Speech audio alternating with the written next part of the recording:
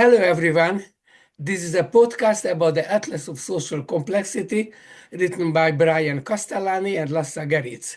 I'm Peter Irdi, serving as the Henry Luce Professor of Complex System Studies at Kalamazoo College, Kalamazoo, Michigan. And I also have a Hungarian roots. I have a Hungarian accent, and also I belong to the Wigner Research Center for Physics in Budapest.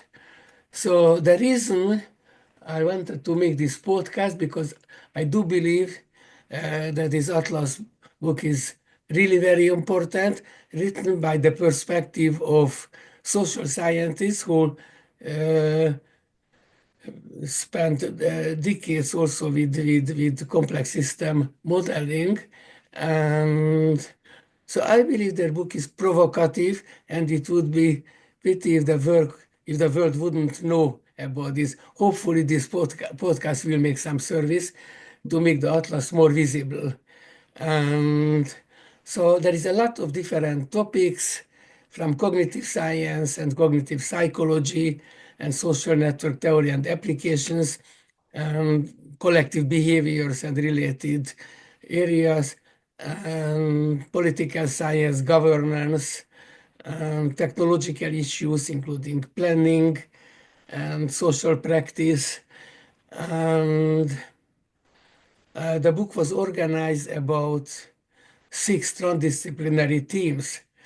And the book is, what is the size of the book? 400 page or 500? So it's a substantial book, and really a resource for social scientists and complexity scientists as well. And there is an overlapping area between these two fields. So uh, I don't believe I'm appropriate to introduce them. So may I ask Brian and Lasse to introduce yourself? Just to see the frameworks.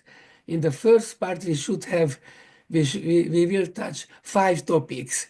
So I believe that probably 5 minutes to each topics, assuming uniform distribution. Of course, we know there are other distributions as well. So who you are, how do you decide to write the book together? Want to go first, Lasse? I think you should go first because Brian starts with a B and B goes with Okay. L. So All right. So I'll stay in the same theme as you, Peter. You can tell from my accent that I'm American, or at least hail from the States. I presently live in the UK. I'm at Durham University up in the north. I am the director of the Durham Research Methods Center and co-director of the Wilson Research Institute for Health and Wellbeing. And I am director of a nexus focus on air pollution and air quality called Inspire. And I have Peter, you to thank. Back in 2009 was when I first wrote about this intersection between complexity and social science. And I think in many ways, this book is then the next, whatever, 20 plus years of continuing the research. And that's where Lasse and I began to work together on this. But I'll let Lasse introduce before we chat more about the impetus for the book. Oh, thanks, Brian. And I always feel like I was still eating crayons when you were already on this stuff. Yeah, unfortunately. We're old. Yeah, well, I have nothing to show there, but there you go. No, I am at the Institute for Housing and Urban Development Studies at Erasmus University in Rotterdam in the Netherlands. I'm the academic director of that place, and I'm a professor in the governance of complex urban transformations. My background is in public admin and spatial planning. So coming from a very different angle as Brian, but sort of from different angles arriving in the same spot, I suppose.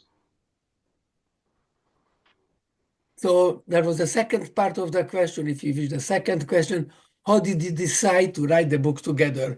But I know that, and Brian told that he has a previous book published in the Springer in the Complexity series, but somehow you decided to write this book together. And what was the contribution? What you felt that one of you should do and the other ones should do? So cooperation mostly, and maybe also some competition. We need both. We definitely need both. That's for sure. I think Brian and I were both. I'll start, and then Brian can sort of add on to that. I think we are both complexity scientists first and foremost. I think, and we love that field, or that whole collection of fields. But we also, over the years, we grow a bit concerned with a number of issues within the field that we think is sort of holding it back. So coming off the back of this 1990s wave of excitement and new models and new ideas, we were growing a bit worried that the field is sort of coming to a standstill. And we had a lot of discussions about this issue, and at some point we thought it would be a good idea to spell out those issues. But then we did not just want to just spell out those issues, but actually also want to show ways forward, not the way forward, but many ways forward. And so we started digging into very many fields and tried to figure out what could be alternatives to the kind of situations that we encountered. That's basically where the book came from originally.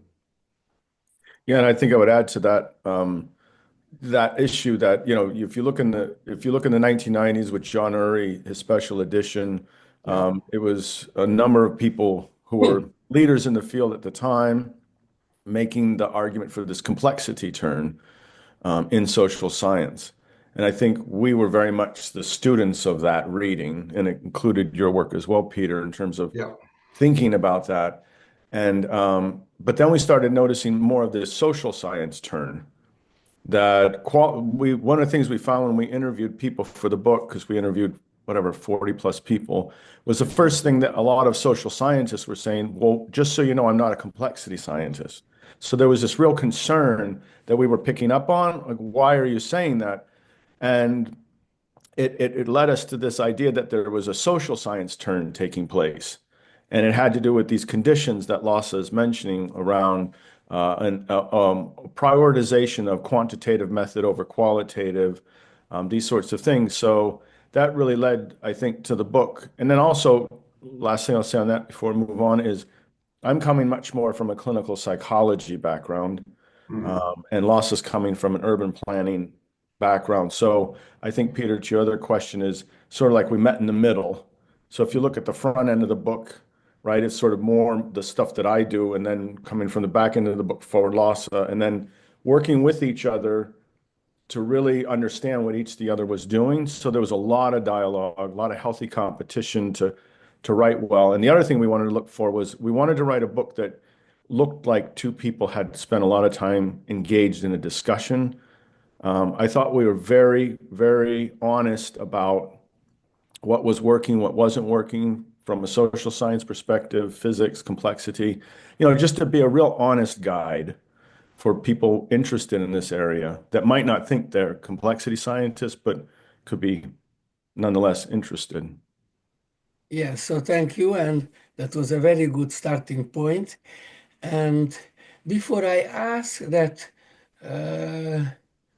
who should and should not read the book, the two questions, first I ask whether was there any ideal reader in your mind? So generally, when I also like to write books, and generally I'm thinking, oh, he should read this book. Was there any person in your book, okay, who is an ideal reader? I would say so. There was more than one person we had in mind. The person I had in mind for sure was the person I was 20 years ago. So that is a PhD student who is very much interested in the field and is very much overwhelmed by this massive library of literature on complexity, all the models, all the Apologies. ideas. So a message from Lasse to the young Lasse. Yeah, Yes. basically, yeah. Very much so, very much so. And back then, I would have very much would have liked to have a book that would sort of guide me into different directions, at least guide me and show me this is the state of the art, this is what you could be doing with this, and this is where you could be moving next. This is where the exciting research is.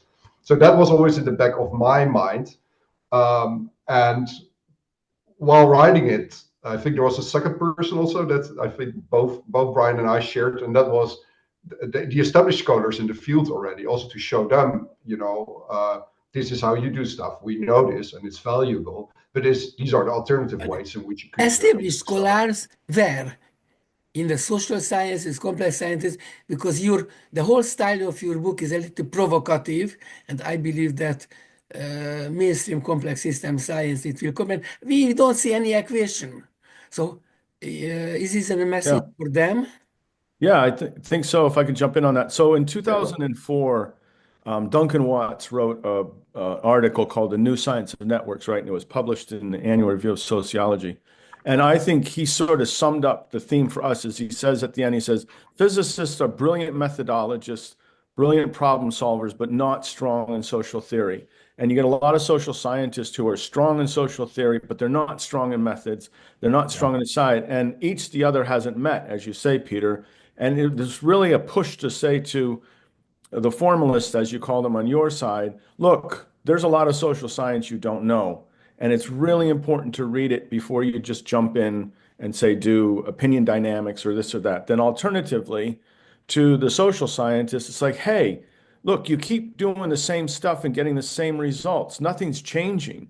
You're not disrupting inequalities. You're not disrupting urban planning. And there's these new ways of thinking that are highly innovative that come from physics, neuroscience, and engineering, and all these, that you really need to pay attention to. So again, I think that's where the honesty of the book is. We were not trying to really build a straw person. We were really like kind of just basically saying, hey, everybody, you really should read this book because there's lots of stuff each of us don't know, and getting over those hurdles or those conditions we've talked about in the book, and getting kind of continuing the impetus that goes all the way back to the Macy conference and that original intuition, like these are really exciting ideas, but you got to figure out how to work together. And I think to your point, Peter, this becomes kind of builds into some of your later questions. This becomes the challenge. And so how do you actually do that in practice?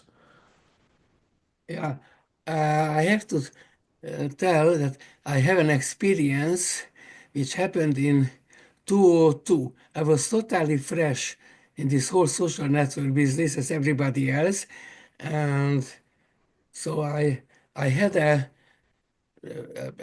basically a job lecture at Halmazu College about social networks because they wanted to find somebody who is a bridge between hard sciences and social sciences. And then after 2 months later, there was a social network, a Sunnybird conference in Budapest. So I thought, okay, I will tell them. So I gave this lecture and there was a totally icy response. Yes. And that was April. In that time, there were not yet rotten tomatoes in Budapest. They didn't throw me. And I remember the chair of this session was Steve Bogatti from BU, no, the Boston College. And I asked him, what was the problem? Peter, we know all this stuff for 25 years, we sociologists. And just the physicists now came and the formalists, and they want to tell us as a total novelty, and they don't have any ideas what we did in the decades ago. So Yeah. from that time, I'm a little bit more cautious. Yes. Yeah, and I think that's absolutely right. And I think what it goes to, Peter, and again, you've said that the book is provocative, and I think a provocation out of love, that Yeah, real love for totally. this work. And I agree with you, Peter, that part of what this is you have to be able to put yourself in a position of vulnerability. And you've got to be willing to acknowledge what you don't know, and what you don't know, you don't know. And So yeah, that thing and that sort of thinking, but yeah, very much. to go back to our lines, who should read the book? Lasse. Everybody. I attended in a writer school in New York, and they learned you cannot sell a book if you tell that everybody should read. That is Right. some, and so you should be able to tell both demographically and with academic background, and maybe I can imagine some non-academics also should read. So yes, everybody's of course. We also believe that what we write is the most important thing. I have some other books that I would offer that everybody should read. And so my personality is somewhat different, but I like your book, of course. This is a reason. Yeah. So very seriously, who should read the book? Lasse. I think, yeah, the general answer, I guess, to that is everybody who is interested in social complexity, but and would like to see ways in which this can be carried out, given the state of the art that we have, 20, 25, 30 years on since that first wave into the social sciences. Lasse, how many Um, people should read in Rotterdam?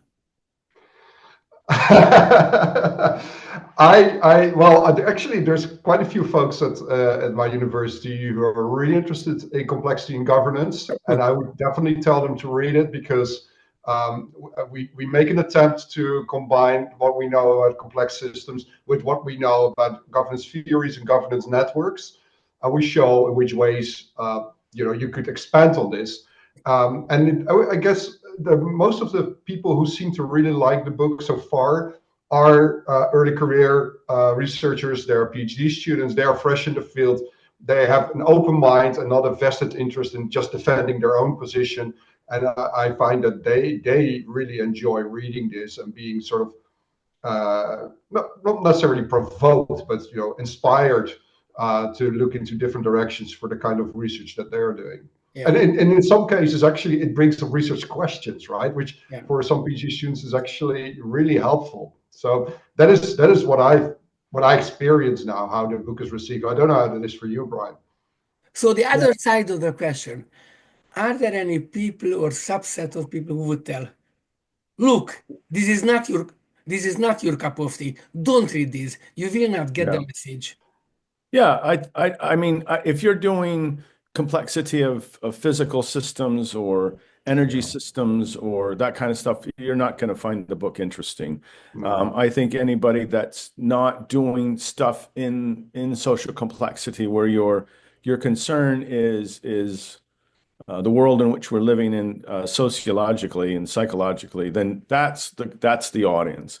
And it's really, that doesn't mean it could be from a physicist to a biologist to a psychologist who's interested in the topic. One of the definite areas of focus, though, that I had in the book, Peter, was I really wanted to put the psychology of complexity on the map.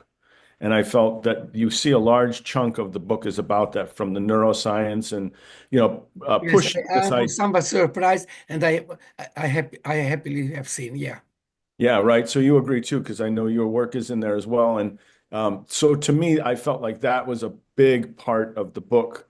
And Lasse and I had lots of discussions. So really, people that are interested in psychology, from social psychology to neuroscience to the way in which, an easy example is, the majority of our serotonin is produced in our gut. So post-COVID, you saw all these people with depression and not realizing it wasn't the brain that was the problem. It was the gut, that the disease had hit that. And then it informs, for a theoretical perspective, like, wow, you mean our gut biome is influencing our emotional state? Yes. And so moving past cognition based only in the brain and starting to think about echocognition, immune system cognition, so it was really about, I would say, for me, a particular audience was the psychology. Yeah. So my next question is based on some assumption. First of all, that there are two different subpopulations. I like to call them the formalists and the verbalists. You might say that was a big background on natural science versus social science. And the second assumption is that we need some communication between them. It is not totally clear. So assuming these assumptions are valid, how the book will help the communication between the formalists and verbalists? Would you like to take that one, Brian, or should I go? That was yeah. Yeah, go for it. Yeah, I mean, this is a very good question, Peter. And I spent some time thinking about the dichotomy between formalists and verbalists, and I'm not even sure if I would recognize it as such, because I think in the social sciences a lot of communication is with words. I agree, but there's a lot of formalization going on too when it comes to modeling, whether it's statistical modeling or it is modeling in quantitative comparative analysis. There's quite some formalization going on, but of course not to the extent that the colleagues in say physics or chemistry are used to. So from that angle, I think the question is rather if we want to draw a dichotomy there, it's rather between people who are keen on identifying patterns and people who are keen on explaining patterns.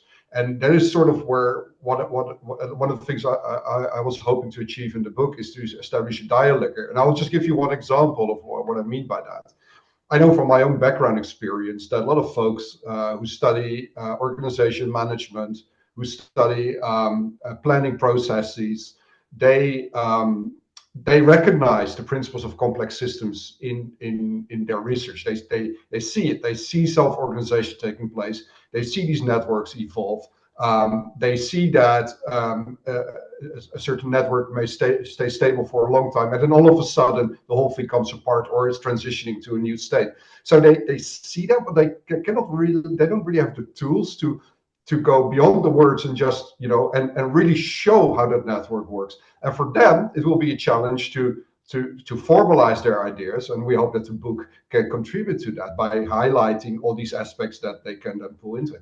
Conversely, we hope that the folks who are very good at identifying patterns will be challenged to also look for explanations. So we know from people coming from outside of the social sciences, going into the social science, looking at social phenomenon, they are pretty good at identifying a pattern, say a traffic pattern or a pattern of crowds in crowded areas.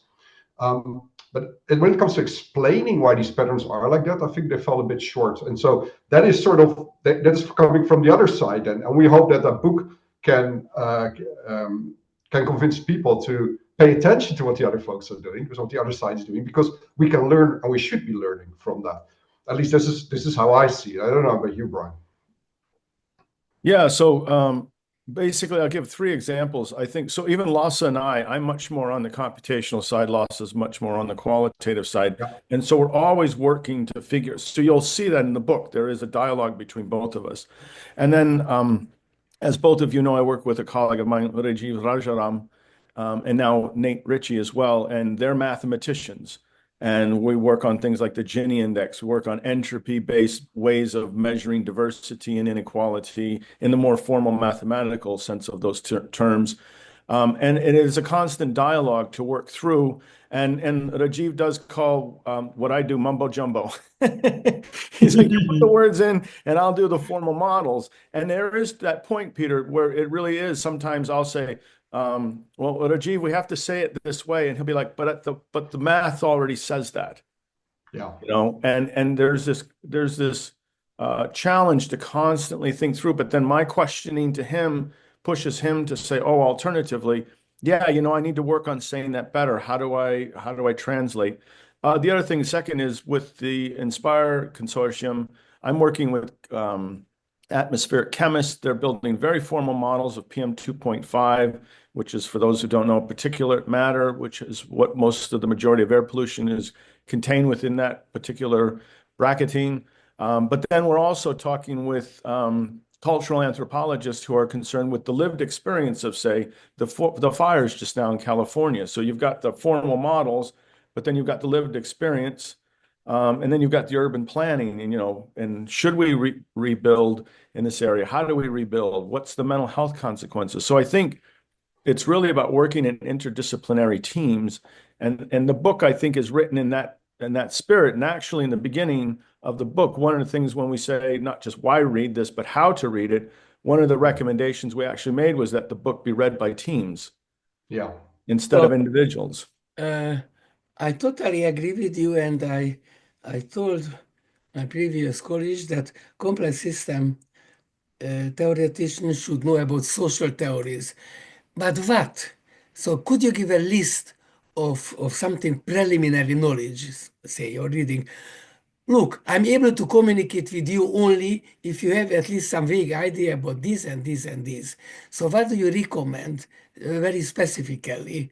How a newcomer physicist, complex system scientist who is interested, at least superficially, in social issues, should learn in order to be able to significantly contribute to computational social science and related areas. So what are the social theories? But we Yeah. I Do you mind belong if I, more or less closer to them than what we should know. yeah. Do you mind if I jump in first, Lasse? Yeah, go ahead, Brian. I think first of all, I strongly recommend handbooks. Yeah. You can get the handbook on social psychology, the handbook on urban planning, and they're easy reads. They're summaries of the field, and they point you to the literature you need, and you'll very much get it from a social science perspective. And I think those are very good ways to read. The other thing is, in the social sciences, we actually make a distinction between grand theory and theories of the mid-range, which a sociologist by the name of Merton talked about. And those things I think can be easily found in a Google Scholar search, where you put in review social psychology theory, for example, or something like that, and get those articles that are what we call mid-range, because I think for physicists and hard scientists, grand theory is not going to be compelling in the way these mid-range theories are, because the mid-range theories are topic specific, topic focused. Yeah, and perhaps to add, I mean, I feel so tempted to now try and summarize 150 years of social sciences into one reading list. I won't because I can't. But there's one thing that I would recommend from my perspective, Peter, and that would be to look into theories of how power is produced, because I find that is one of the biggest lacking aspects in how people from outside the social science approach complex systems. In fact, I had a conversation with someone, a professor in physics, who kept telling me that power in complex system has disappeared. And as we can see in the world around us, power has not disappeared at all. It is very much working these days, for better and for worse. So I would definitely, to add to what Brian said, do read a handbook on power, because really that is so important, so central to how human systems work. That's a very pragmatic suggestion, very good. So, Can I throw one more in there? And I would say, if you really want, is go back to Fritjof Capra.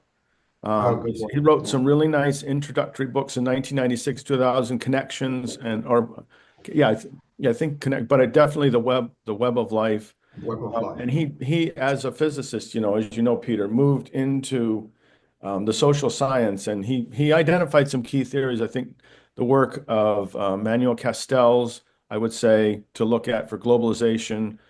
And then also intersectionality, I think.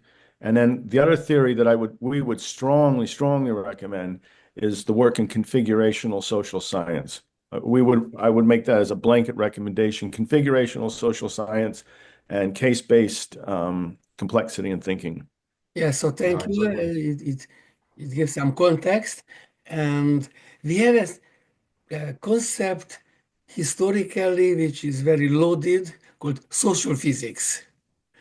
And of course, oh, physics, why do you want to use it for social science? Is a totally different. Or look, you don't you see that we have the methods and you social scientists are not able even to formulate what the problem what you want to solve. So there are totally different approaches. So what is you mentioned several times the social physics in different contexts in the book. So what is the message? What, what we should think about this concept now? Actually, it has a as the whole concept has a past, present, and future. So social physics.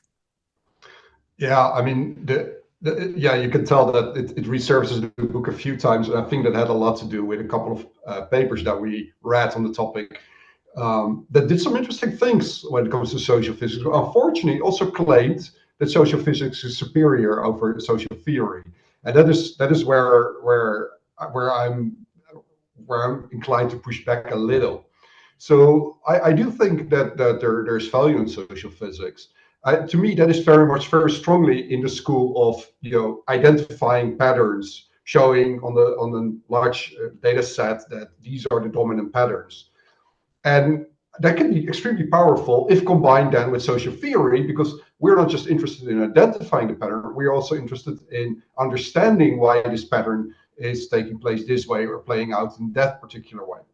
So that is what my recommendation would be, is to have to establish that dialogue there. But this whole idea that social physics somehow is superior over social theory because it formalizes ideas, yeah, I do have some concerns about that claim. because a lot of that pattern recognition is not spectacularly new, and that perhaps it also ties in with with your early experience when you presented your work. That some of it is very useful, but it's not necessarily as groundbreaking as it may seem. And what I've found in a lot of these papers, and again, I'm aware I'm sort of using broad strokes here, but still, what I seem to identify is that some of those folks see humans just as celestial bodies moving through space. So they are not particularly interested in understanding the celestial bodies themselves. They are interested in the movement of those celestial bodies. And that's absolutely fine if we study planets or if we study other physical elements. But humans are extremely complex themselves, and you cannot just identify a pattern and then use that pattern identification as the explanation for why things happen in a certain way. So that's the point where I would push back a bit on social physics. Thank you. Anything else to add to the social physics? Yeah, I would say we are definitely critical of social physics in the book, so I'm not going to shy away from that. No. And as we are critical of lots of other points, so it's not like we're just going in a particular direction. And I think the critique is, so during COVID, we were modeling for the Northeast. And what we tried to do, we sort of built two models at the same time. We had a micro simulation that colleagues of ours were building. And then my colleague Jennifer Badham and I, along with Camila Cadio, sort of directing us, she's a maths professor, a Bayesian maths professor. We were much more interested in building a model that was responsive to the identified needs of the local trust around care. And their biggest issue was staffing. They wanted to staff correctly. And the problem with a lot of the microsimulation models, as you know, Peter, is they overestimated. There was a lot of overestimation because of a real challenge to have real world noise in these models in a way that was, are people masking? How much are people following the rules? Are people going out? What are they doing? So we tried to build an agent-based model that was in there. And actually, the title of the paper that we published in Journal of Artificial Society and Social Simulation was called Justified Stories. That we saw the ABM as a way to justify the stories that people had on the ground as lived experience as clinicians and care providers and nurses and everything. So I think our critique of social physics is not that the models aren't good, they are, but I think is that extra step that's still needed, where you're really engaging people in a participatory way from the beginning to the end, as opposed to building a model and just going, well, here it is. But that's harder and a bit more challenging. Thank you, Brian Lasse. And I have my very last question, since I'm a dedicated teacher. So obviously I'm very interested how to use the book in teaching, of course, if at all. Yeah. Do you want to go first, Lasse, or you want me to jump in? I see you're so eager to jump in on this one, so go ahead. Yes, as dedicated, committed to teaching ourselves as well, I would just love to have a module across the entire year. I think as you've done, Peter, with complexity, introduction to complexity, I would just love to teach that to everybody. I think all students should be hearing this, and because the challenge is I teach a postgraduate module on interdisciplinary research methods, and my doctoral students are some of the most challenging because they go, you're telling me to undiscipline at the moment that I'm trying to discipline. I'm trying to just do ethnography, and you're telling me to, think widely. I think that type of thinking takes time. And I think all three of us could agree, and people who listen to this, is teaching this stuff is really challenging. You've got a vocabulary hurdle you've got to get over. You've got a conceptual hurdle. You've got disciplinary training hurdles. And I think from a teaching perspective, anybody that was interested, just take a chunk out of the book that you're interested. If you're more on the neuroscience, social psychology side, or maybe the urban planning, there's ways you can take 3, 4, 5 chapters and construct a module that takes people through this in a way that doesn't scare them. Because I find a lot of times people's resistance is more like, this is so out there, I don't know what it's about, right? And But yeah, I'll pass it over to Lasse. Exactly. I mean, one important thing we did in the book was write it in such a way that it's modular, so you can pick and mix the chapters that you find most useful, and you're directly addressing your field. Even though actually in many ways we challenge people to read the chapters that are absolutely unrelated to what they already know, just for to expand one's mind. But the thing in teaching, and both of you know this, is that we all spend a lot of time structuring the world for students so that it becomes a bit less confusing to them. And this book does the opposite. I do think that it actually opens the box, and that's also the experience that Brian had when he used that. It's the experience that I have when I teach complexity.